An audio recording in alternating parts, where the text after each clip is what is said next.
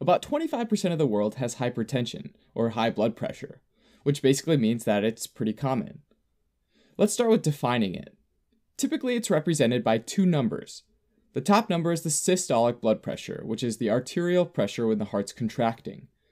And the lower number is the diastolic blood pressure, which is the arterial pressure when the heart's relaxing or refilling. Most of the time, blood pressure is taken in the brachial artery in your upper arm, because if the pressure's high there, it's probably high throughout all the arteries. Normal systolic blood pressure is between 90 and 119 millimeters of mercury, and normal diastolic is between 60 and 79 millimeters of mercury.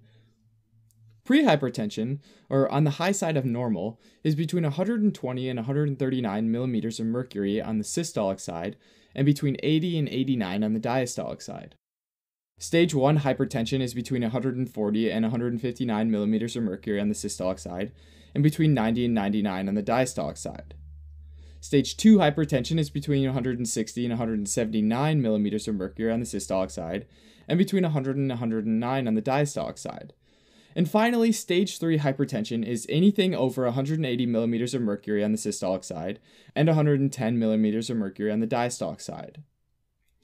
Typically, both systolic and diastolic pressures tend to climb or fall together, but that's not always the case. Sometimes you can have systolic or diastolic hypertension, where one number is normal and the other is really high.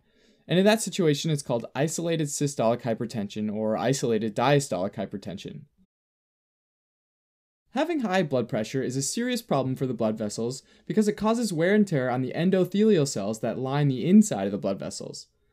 Just like a garden hose that's always under high pressures, in the long term, blood vessels can develop tiny cracks and tears that can lead to serious problems like myocardial infarctions, aneurysms, and strokes.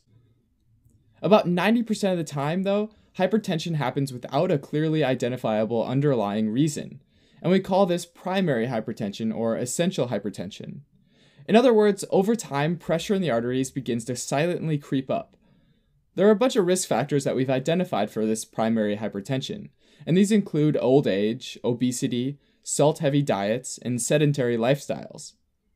With the exception of age, all these can be improved with lifestyle changes, and those changes can help reduce the risk of hypertension. About 10% of the time, there is a specific underlying condition that can be found which is the cause of the hypertension, and we call this secondary hypertension. For example, anything that limits the blood flow to the kidneys, or the renal blood flow, can cause hypertension, things like atherosclerosis, vasculitis, or aortic dissections. This is because the kidneys play a super important role in blood pressure regulation. When not enough blood is flowing to the kidneys secrete the hormone renin, which ultimately helps the kidneys retain more water. That water contributes to more fluid in the arteries, making them more full, which leads to higher pressures.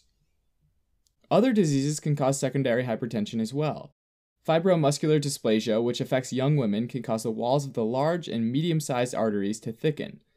If it involves the renal artery and limits blood flowing to the kidneys, it triggers more renin.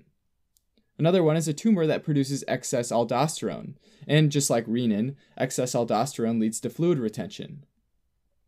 Another way to think about hypertension is to categorize it as benign hypertension or malignant hypertension.